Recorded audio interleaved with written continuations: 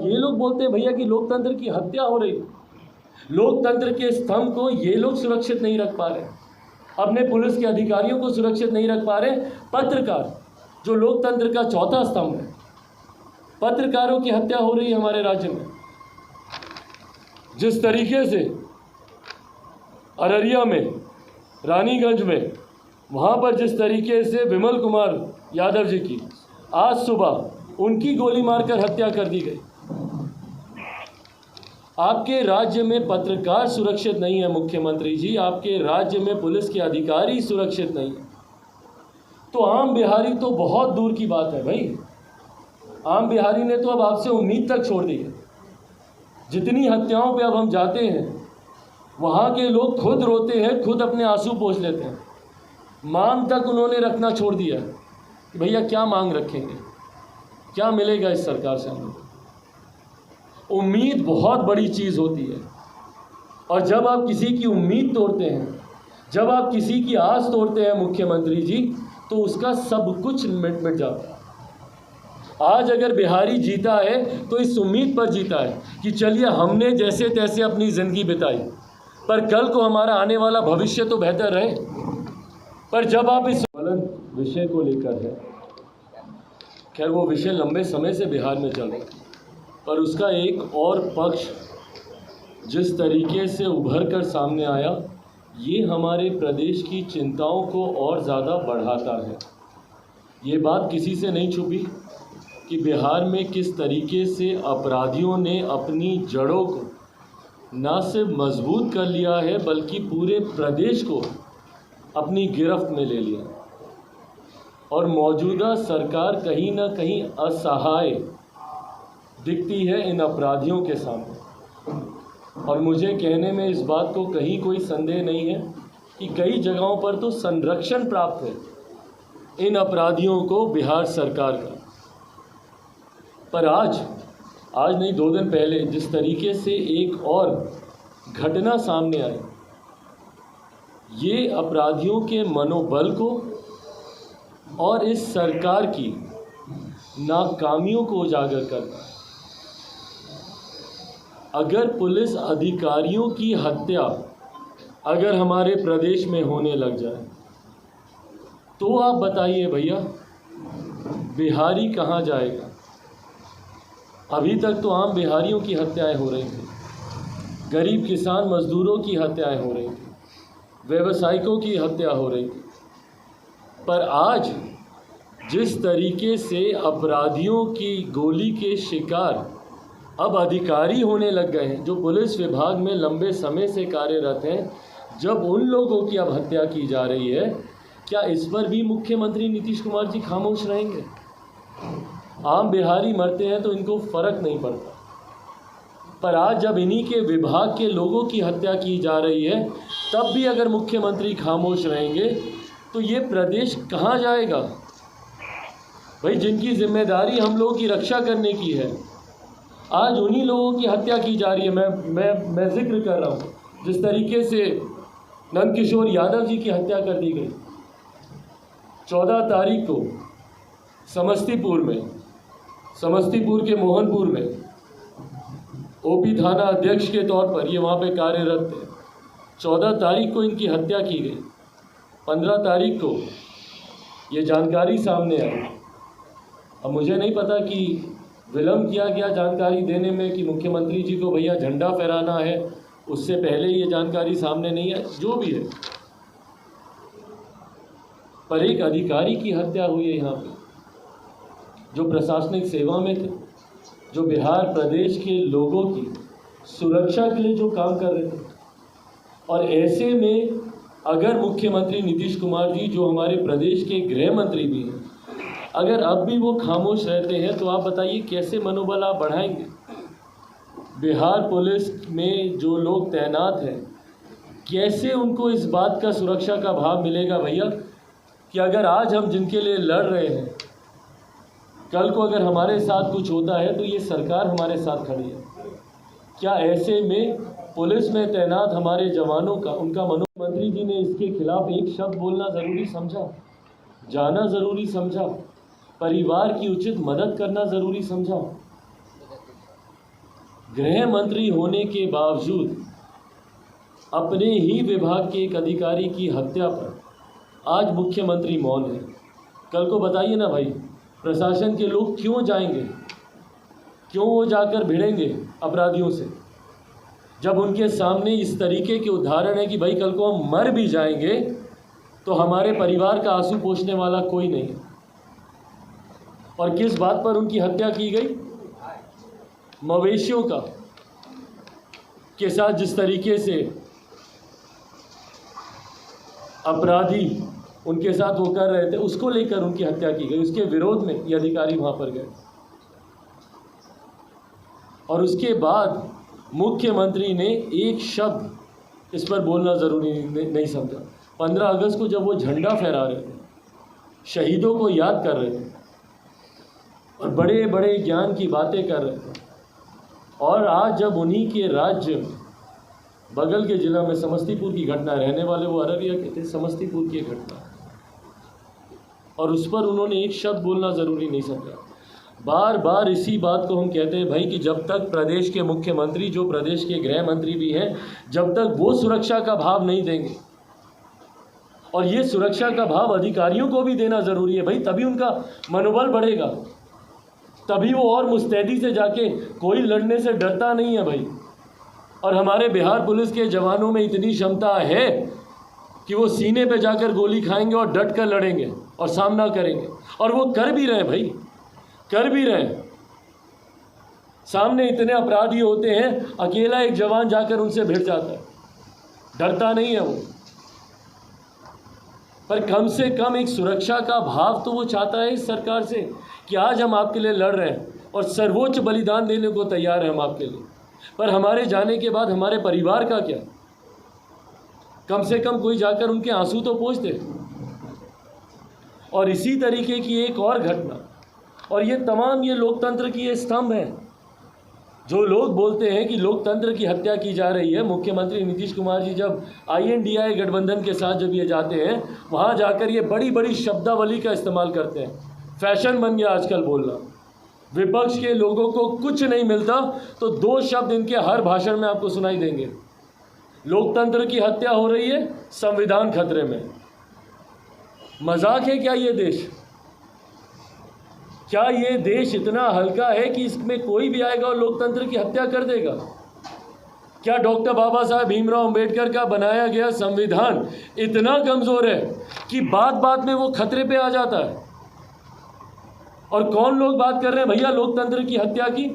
जिन्होंने खुद जनादेश का 2-2 बार अपमान करने का काम किया। 15 का जनादेश किसके लिए? महागठबंधन के लिए। सरकार किसके साथ चलाई? NDA के साथ। 20 का जनादेश किसके लिए? NDA के लिए। सरकार किसके साथ चला रहे? महागठबंधन के साथ। क्या ये लोकतंत्र की हत्या नहीं है? क्या बार बार आप जनादेश का आप अपमान कर रहे हैं? रहिएगा इस गठबंधन में, ताकिएगा उसमें, रहिएगा उसमें, ताकिएगा इधर। ये कैसा लोकतंत्र है भैया आपका? 5 साल तक आपको श्रद्धेय अटल जी याद नहीं आते। महागठबंधन में जा रहे हैं तो उनको आंख दिखाने के लिए, और दिल्ली तो गए थे ही आंख दिखाने, नहीं मतलब हकीकत में भी आंख दिखाने गए थे। एम्स गए थे अपने आंख का इलाज, क्योंकि बिहार के किसी अस्पताल पे इनका विश्वास है नहीं। एम्स में गए थे अपनी आंख का इलाज कराने, पर आंख तो दिखाकर आए ही अपने गठबंधन को भी। हम मांग कर रहे हैं कि उसको सुखाड़ घोषित किया जाए। वहाँ पे कागज़ पे ये कार्रवाई, अधिकारी से पूछे कि भैया कौन गया था सर्वे के लिए, तो हम वीडियो के माध्यम से करवा लेते। वीडियो से पूछे कि भैया कौन गया था, तो हम फलाना से करवा लेते। कोई ज़मीन पर नहीं गया। कितने इनके अधिकारी हैं भैया जो गर्मी में निकलते हैं, धूप गर्मी पसीने में? देखें किसी अधिकारी को इनके? मुख्यमंत्री को खुद देखें कभी एक माथे से बूंद टपक जाए उनकी पसीने की? गाड़ी का शीशा कभी उनका खुला देखे हैं? मंच पर बिना AC बिना पंखे के उनको बैठे हुए कभी देखे हैं? और ये लोग सर्वे करेंगे किसानों का। इन लोगों के पास जानकारी होगी भैया कि किसानों की क्या वहाँ पे रोपनी हुई है नहीं हुई? और ये ऐसी फर्जी रिपोर्ट बना कर ये लोग किसानों को उनके अधिकारों से दूर रखते हैं। आज किसान भुखमरी के कगार पर आ गया, जो अन्नदाता है हमारा। वहीं नॉर्थ बिहार में जाकर देख लीजिए, कोसी में किस तरीके से पानी उफान मार रहा है। क्या कर रहे हैं मुख्यमंत्री जी? प्रिवेंटिव मेजर्स हैं इनके पास? कोई नहीं। इंतज़ार करेंगे हाथ पे हाथ धरकर। अच्छा अभी उठने दो, पानी उठने दो, अभी तो कटाव शुरू ही हुआ है, कटाव का पानी घुसने दो। जब तक खेतों में नहीं जाएगा, जब तक गांव में नहीं जाएगा, घर में नहीं जाएगा, जब तक कुछ लोग डूब नहीं जाएगा, मर नहीं जाएगा, इनको थोड़ी लगेगा कि भैया विकराल परिस्थिति उत्पन्न हो गई। जब तक कोई मरेगा तब ना इनको लगेगा कि डूब के मर गया, इसका मतलब पानी आ गया। और फिर ये अपना उड़न खटोला निकालेंगे, ऊपर से जाकर घूमेंगे और बोलेंगे हाँ पानी आ गया। और ये वही है क्विंटल बाबा, कोसी के मसीहा बने फिरते थे। क्या हो गया भैया आपको? अब आपको ज़रूरत नहीं है इन लोगों की। क्यों? क्योंकि अब आप समीकरण के माहिर हो गए। हमको तो समझ में नहीं आता जब ये खुश होते हैं, मुस्कुराते हैं, जब लोग बोलते हैं कि भाई ये सोशल इंजीनियरिंग बड़ी अच्छी करते हैं। ये इनकी तारीफ है कि इनको क्रिटिसाइज किया जा रहा है? इनको खुद को समझ में आता है मुख्यमंत्री जी को? सोशल इंजीनियरिंग कोई तारीफ नहीं है मुख्यमंत्री जी आपकी। जातीय समीकरण को बिठा बिठा कर चुनाव जीतना, और इनको ये अस्त्र पता चल गया है, इसीलिए काम करना ये ज़रूरी नहीं समझते। क्या काम किया? उस दिन बोल रहे थे ना, हमारे ही सवाल पर एकदम भड़क गए थे कि भाई चिराग पासवान कैसे संसद में जाकर बोल दिया कि हम तीसरे नंबर की पार्टी हैं। तो आप लोगों के सामने ही बोले थे, कुछ लोग बोलता रहता है, कहता है कि हम तीसरे नंबर की पार्टी हैं, जानता है कि 2005 में भी थे। तो प्रभु 2005 में थे, 2020 में फिर आप तीसरे नंबर पर आ गए, तो आपको आत्ममंथन करना चाहिए कि क्यों आ गए। बिहार की जनता ने आपको सराखों पे बिठाया था, ठीक बोल रहे हैं आप मुख्यमंत्री जी, 2010 में आपको सराखों पे बिठाया था इसी जनता ने, अपार बहुमत दिया था। कमियां आप में रही कि 2010 से 2020 आते आते उस अपार बहुमत से आप पुनः तीसरे नंबर की पार्टी बन गए। क्यों बने? ये आत्ममंथन कीजिए। आज किसी दूसरे की कृपा पर आप मुख्यमंत्री बने हुए हैं। क्या बोलते थे कि बीजेपी वाला हमको जबरदस्ती बना दिया। इतना ज़बरदस्ती बना दिया तो काहे नहीं राजद के सामने जाके प्रस्ताव रखे थे कि हम गठबंधन करेंगे, पर तब करेंगे जब आप में से कोई मुख्यमंत्री बनेगा। कहे जाके फिर उसी के मुख्यमंत्री बनकर बैठ गए वहाँ पे। 2020 में परिणामों के बाद तो बड़ा गला चीख चीख के बोल रहे थे कि हम कहाँ बनना चाहते हैं। यही लोग बोला कि आप ही बनिए, आप ही बिहार संभाल सकते हैं। तो भाई राजद वाला तो नहीं बोलता कि आप ही संभाल सकते हैं, वो लोग तो बोल रहे कि आप जाइए देश संभालिए, हम लोग आने को तैयार हैं। तो काहे नहीं जाके इस्तीफा दे देते, बना देते हैं। पर हकीकत है कि इनकी कथनी अलग, करनी अलग, और ये तमाम घटनाएं दिखाती हैं कि बिहार के लिए मुख्यमंत्री जी कितने गंभीर। आज जब जर्नलिस्ट की हत्या हो रही है, आज जब इनके खुद की उम्मीद तोड़ है, क्यों मेरे बच्चे भैया कोटा जा रहे हैं, क्यों जा रहे हैं, और वहाँ जाकर वो आत्महत्या कर रहे हैं। क्यों? क्योंकि जो परिवार उनको कंफर्ट देता, वो परिवार उसको यहाँ पर रखने के लिए सक्षम नहीं। उसको पता है कि मेरा बच्चा यहाँ पे रहेगा तो आगे नहीं बढ़ पाएगा, क्योंकि यहाँ पर जाएगा, डिग्री का कोर्स करने जाएगा तो 3 साल के कोर्स में उसको 5-6 साल लग जाएगा, और 5-6 साल के बाद जाकर कहीं पे उसको कोई डिग्री मिल गई तो नौकरी मांगने जाएगा तो यही सरकार उस पर लाठी चलाएगी। तो इसीलिए ये उम्मीद बिहारी खो चुके हैं, और अपने बच्चों को जीने मरने की चिंता किए बिना दूसरे राज्यों में भेज रहे हैं, शिक्षा के लिए, रोजगार के लिए। वहाँ वो लड़ रहे हैं जीवन से, अपमानित हो रहे हैं, पर अपने राज्य में वापस नहीं आ पा रहे, आत्महत्या कर रहे हैं दूसरे राज्य में। कोटा में अभी परसों जिस तरीके से एक बच्चे ने आत्महत्या करी, क्या मुख्यमंत्री जी ने एक बार उसके परिवार से जानना चाहा, पूछना चाहा कि भाई क्या हुआ, क्यों हत्या की? क्या उन्होंने इस बात की जांच करनी ज़रूरी समझी कि भाई दूसरे राज्यों में क्यों बिहारी बच्चों हत्या कर रहे हैं? एक जांच टीम उन्होंने भेजना ज़रूरी समझा कि जाकर इसकी जांच करे। भाई स्थानीय प्रशासन लीपापोती करेगा, आपको तो अपने प्रशासन पे विश्वास होगा ना, पर नहीं करेंगे आप, क्योंकि आपको फ़र्क ही नहीं पड़ता। ये तो वो मुख्यमंत्री हैं जो मुस्कुराते हुए बोलते हैं कि अच्छा यूक्रेन में इतना बिहारी बच्चा गया है, हमको तो पता ही नहीं। केंद्र सरकार यूक्रेन से बच्चों को ला रही है फ्लाइटें भर भर के युद्ध के समय। इन्होंने एक बार ये जानना ज़रूरी नहीं समझा कि जो बच्चे बाहर गए कम से कम उनका डेटा तो हो हमारे पास। जाकर पूछिए बिहार सरकार के पास है कोई डेटा? इनके पास एक आदमी की जानकारी इनके पास नहीं है कि कितने बिहारी बिहार छोड़कर दूसरे प्रदेश में गए। और फिर बोलते थे 2005 में कि हमारा सपना है कि जो पलायन कर गए हैं वो वापस अपने प्रदेश में आए। बिहार फर्स्ट, बिहारी फर्स्ट बोलता है कि भाई एक प्रवासी मंत्रालय बनना चाहिए, एक मंत्रालय अलग से गठित हो जो सिर्फ और सिर्फ दूसरे प्रदेशों में रह रहे बिहारियों की चिंता करे।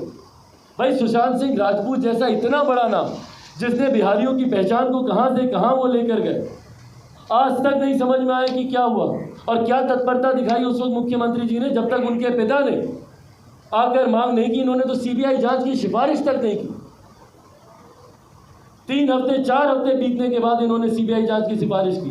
क्या तब तक वो तथ्य रहे होंगे? क्या वो सबूत बचे होंगे वहां पर? क्यों नहीं तुरंत इन्होंने अपनी टीम को वहां पर भेजा कि जाइए जाकर जांच कीजिए, एक बिहारी मरा है वहां पर।